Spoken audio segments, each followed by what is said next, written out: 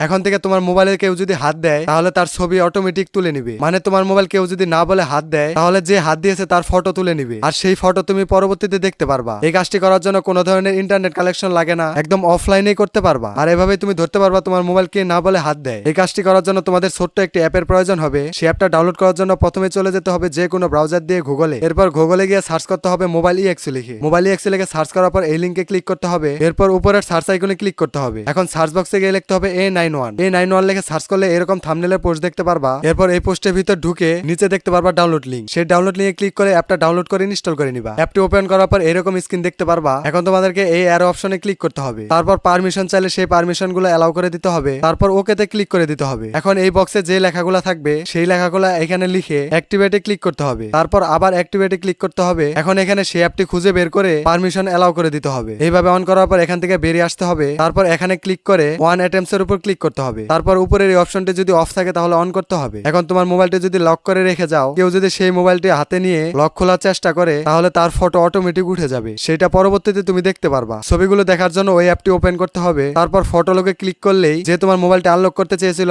তার ছবি দেখতে পারবা।